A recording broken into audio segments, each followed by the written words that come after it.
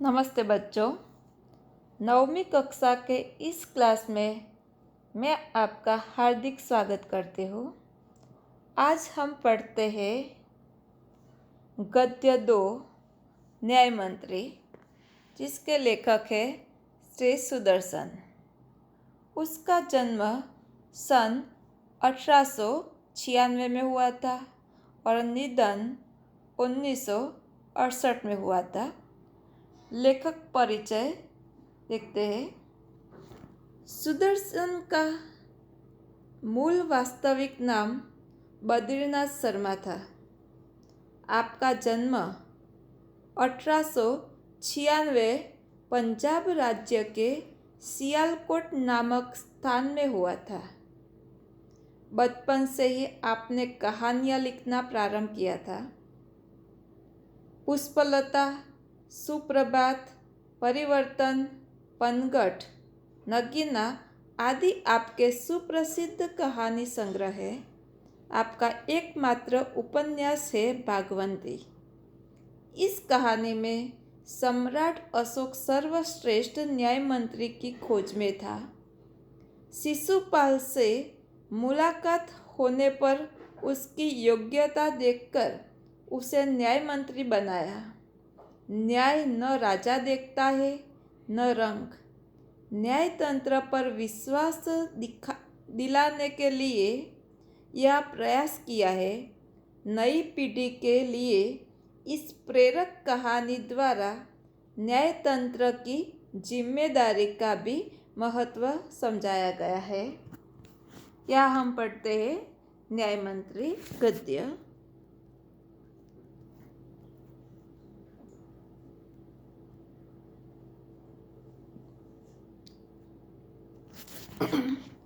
संध्या का समय था। चारों ओर अंधकार फैल चुका था। ऐसे में किसी ने बाहर से घर का दरवाजा खटखटाया। कौन है? ब्राह्मण शिशुपाल ने थोड़ा सा दरवाजा खोलते हुए पूछा। जो शिशुपाल है उसने पूछा कि कौन है? एक परदेसी बाहर से आवाज आई। क्या मुझे रात काटने के लिए स्थान मिल जाएगा? जो परदेसी है उसने बोला कि क्या मुझे रात काटने के लिए यह स्थान मिलेगा? जैसे ही शिशुपाल ने पूरा दरवाजा खोला, उनके सामने एक नव युवक खड़ा था। उन्होंने मुस्कुराकर कहा, यह मेरा सौभाग्य है। सौभाग्य यानी सारा भाग्य। जो परदेसी है उसे देखने के बाद शिशुपाल बोला कि यह मेरा सौभाग्य है।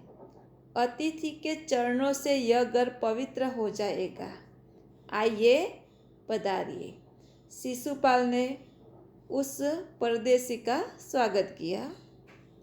अतिथि को लेकर शिशुपाल घर में गए और उसका आदर सत्कार किया। जो शिशुपाल है उसने परदेसी का आदर सत्कार किया, उसे खाना खिलाया और उसका आदर सत्कार किया। फिर दोनों उस समय की देश की अवस्था पर बातें करने लगे। अवस्था यानी कि उस समय जो स्थिति थी उसके बारे में दोनों चर्चा करने लगे। आजकल बड़ा अन्याय हो रहा है, परंतु परदेसी इस बात से सहमत न था। जो परदेसी था वो शिशुपाल की वो बात थी। कौन सी बात? कि आजकल बड़ा अन्याय हो रहा है, इस बात से सहमत न था। वो बोला, दोष निकालना तो सुगम है, परंतु कुछ करके दिखाना कठिन है। शिशुपाल क्या बोले? अवसर मिले तो दिखा दूँ कि न्याय किसे कहते हैं। शिशुपाल क्या कहते हैं कि अगर मुझे अवसर मिले तो मैं सबको दिखा दूँ कि न्याय किसे कहते हैं। तो आप अवसर चाहते हैं? परदेसी ने पूछा कि क्या आप अवसर चाहते हैं? तो शिशुपाल क्या बोला? हाँ, अवसर चाहता हूँ, फिर कोई अन्याय नहीं होगा। शिशुपाल ने बोला कि बाद में अगर मैं न्याय करूँगा तो कोई अन्याय नहीं होगा। बिल्कुल नहीं। परदेसी बोला कि बिल्कुल अन्याय नहीं होगा, कोई अपराधी दंड से न बचेगा। शिशुपाल क्या बोलता है कि कोई अपराधी जो अपराध करेगा वो दंड से नहीं बचेगा। नहीं। परदेसी ने मुस्कुरा कर कहा, यह बहुत कठिन काम है। परदेसी कहते हैं कि यह बोलना आसान है परंतु काम करना कठिन है।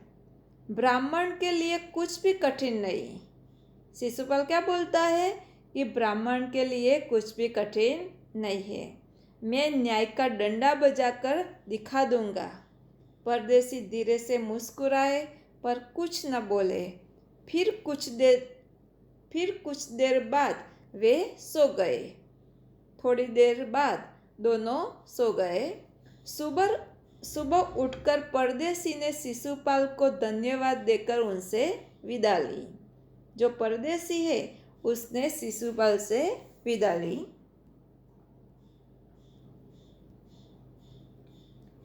कुछ दिनों बाद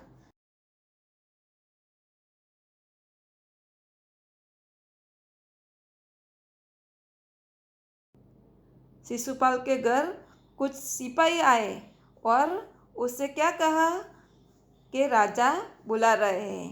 शिशुपाल सहम गए। जो शिशुपाल थे वो कैसे हो गए? सहम हो गए। सहम गए मतलब भयभीत हो गए। सहम गए उसका मतलब क्या होता है? भयभीत हो जाना। वे समझ नहीं सके कि सम्राट ने उन्हें क्यों बुलाया है। कहीं उस परदेश ने तो सम्राट से झूठी सच्ची शिकायत नहीं कर दी। शिकायत यानी कि फरियाद। वो परदेसी रात रुका था, उसने शायद फरियाद नहीं कर दी हो, इसलिए सिपाही आए हैं। दरबार में पहुंचकर शिशुपाल का कलेजा धड़कने लगा। कलेजा धड़कने लगा यानी कि वो घबरा गया जब उन्होंने देखा कि परदेसी ही सम्राट अशोक है। सम्राट को सामने देखकर शिशुपाल घबरा गया। सम्राट बोले, ब्राह्मण देवता, मैं आपको न्याय का अवसर देता हूँ। मैं आपको न्याय का अवसर देना चाहता हूँ। आप तैयार हैं? पहले तो शिशुपाल घबराए, फिर बोले, यदि सम्राट की यही इच्छा है तो मैं तैयार हूँ। शिशुपाल परदेसी यानी कि जो सम्राट थे उसकी बात से सम्मत हो गए। बहुत ठीक, कल से आप न्याय मंत्री हुए, यानी कि कल से आप यह जो राज्य है उसके न्याय मंत्री हैं। सम्राट ने कहा और अपने हाथ से अंगूठी उतारकर शिशुपाल को पहना दी। यह सम्राट अशोक की राज मुद्रा थी। अब शिशुपाल न्याय मंत्री थे। उन्होंने राज्य की समुचित व्यवस्था करना आरंभ कर दिया। सारी जो व्यवस्था है राज्य की उसका आरंभ शिशुपाल ने शुरू कर दी। उनके सुप्रबंध यानी कि व्यवस्था से राज्य में पूरी तरह शांति रहने लगी। चारों ओर शांति छा गई। किसी को किसी प्रकार का भय नहीं था। लोग दरवाजे तक खुले छोड़ जाते थे। चारों तरफ न्याय मंत्री के सुप्रबंध और न्याय की धूम मच गई। राज्य के सभी लोग शिशुपाल का जो न्याय था उसका वखाण करने लगे। उसकी धूम मच गई। लगभग 1 महीने बाद किसी ने रात में एक पहरेदार की हत्या कर दी। सुबह होते ही यह बात चारों तरफ फैल गई। जो पहरेदार की हत्या हुई थी वो बात चारों तरफ फैल गई थी। लोग बड़े हैरान थे। शिशुपाल की तो नींद ही उड़ गई। शिशुपाल भी परेशान हो गया कि किसने हत्या की है। उन्हें खाना पीना छोड़कर अपराधी का पता लगाने में रात दिन एक कर दिया। रात दिन एक कर दिया यानी कि कठिन परिश्रम किया।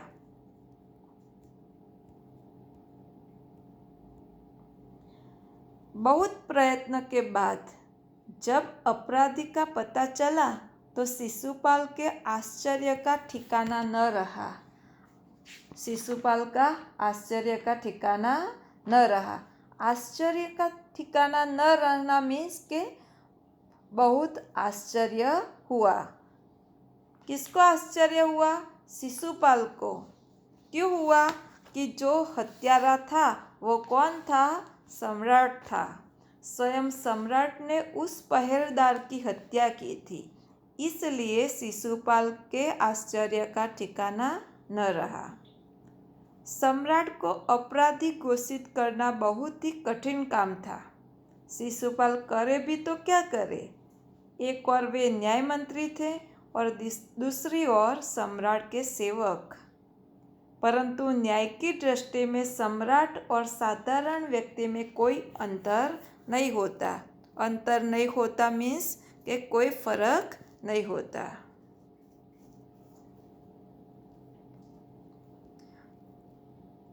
अगले दिन यानी दूसरे दिन शिशुपाल दरबार में पहुँचे। सम्राट अशोक सिंहासन पर बैठे हुए थे। आते ही उन्होंने शिशुपाल से पूछा, अपराधी का पता चला? जो सम्राट अशोक थे उसने शिशुपाल को पूछा। क्या पूछा? कि आपको अपराधी का पता चला? न्याय मंत्री ने साहसपूर्वक कहा। न्याय मंत्री यानी कि शिशुपाल ने कहा, जी हाँ, चल गया। तो फिर उसे उपस्थित करो। उपस्थित करो यानी उसे हाजिर करो। न्याय मंत्री कुछ रुके, फिर अपने उच्च अधिकारी को संकेत करते हुए बोले। संकेत यानी कि इशारा करते हुए बोले, धनवीर। राजा को क्या शब्द बोला उसने? धनवीर, इन्हें गिरफ्तार कर लो, मैं आज्ञा देता हूँ। संकेत सम्राट की ओर था। न्याय मंत्री ने सम्राट की ओर इशारा करते हुए बोला कि उन्हें गिरफ्तार कर लो। दरबार में निस्तब्धता छा गई। सम्राट का चेहरा क्रोध से लाल हो गया। सम्राट को क्या हुआ? क्रोध हुआ। वे सिंहासन से खड़े हो गए और बोले, इतना साहस! न्याय मंत्री ने ऐसा भाव प्रकट किया जैसे कुछ सुना ही न हो। उन्होंने अपने शब्दों को फिर दोहराया यानी फिर से बोला। क्या बोला? धनवीर, देखते क्या हो, अपराधी को गिरफ्तार करो। दूसरे ही क्षण सम्राट के हाथों में हथकड़ी पड़ गई। न्याय मंत्री ने कहा, अशोक, तुम पर पहरेदार की हत्या का आरोप लगाया जाता है। तुम इसका क्या उत्तर देते हो? सम्राट होठ काटकर रह गए। उसका मतलब होता है क्षोभ प्रकट करना। न्याय मंत्री ने फिर से पूछा, तो तुम अपराध स्वीकार करते हो? हाँ, मैंने उसे मारा अवश्य है, पर उद्दंड था। वो कैसा था? उद्दंड था। सम्राट का उत्तर था। वह उद्दंड था या नहीं? तुमने एक राज कर्मचारी की हत्या की है। तुम अपराधी हो। तुम्हें मृत्युदंड दिया जाता है। न्याय मंत्री ने निर्णय दिया। सभा में सन्नाटा छा गया। न्याय मंत्री का निर्णय सुन सम्राट ने सिर झुका लिया यानी लज्जित हुए। कौन लज्जित हुए? जो सम्राट अशोक थे वो लज्जित हुए। वे तो स्वयं शिशुपाल की परीक्षा में सफल हो गए थे। सम्राट का हृदय ऐसे व्यक्ति को पाकर गदगद हो रहा था। गदगद होना यानी भाव विभोर होना।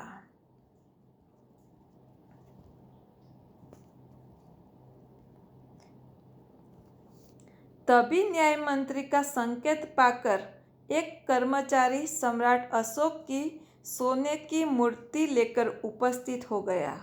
उपस्थित हुए यानी कि एक सैनिक सोने की मूर्ति किसकी बनाई थी? सम्राट अशोक जैसे ही एक मूर्ति बनाई थी वो लेकर हाजिर हुए। न्याय मंत्री ने खड़े होकर कहा, सज्जनों, यह सच है कि मैं न्याय मंत्री हूँ और यह भी सच है कि अपराधी को दंड मिलना चाहिए, परंतु अपराधी और कोई नहीं, स्वयं सम्राट है। शास्त्रों में राजा को ईश्वर का रूप माना गया है, इसलिए उसे ईश्वर ही दंड दे सकता है। अतएव मैं आज्ञा देता हूँ कि सम्राट को चेतावनी देकर छोड़ दिया जाए और उनके स्थान पर इस सोने की मूर्ति को फांसी पर लटका दिया जाए, जिससे लोगों को शिक्षा मिले। सम्राट अपराधी तो थे, परंतु उन्हें साधारण अपराधी की तरह दंड नहीं दिया जा सकता था। इसलिए शास्त्रों की आज्ञा के अनुसार सम्राट की सोने की मूर्ति को फांसी लगा दी।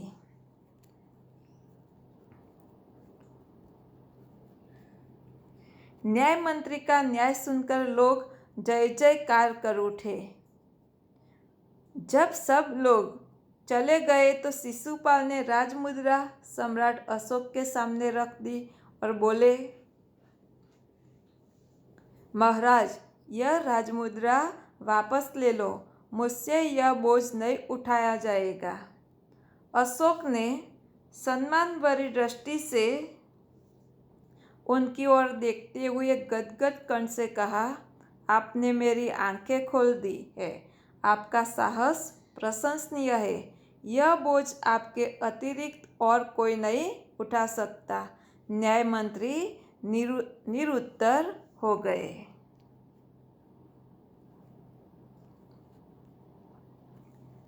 शिशुपाल के न्याय से लोग बहुत प्रसन्न हुए। सम्राट ने भी उसके न्याय की प्रशंसा की।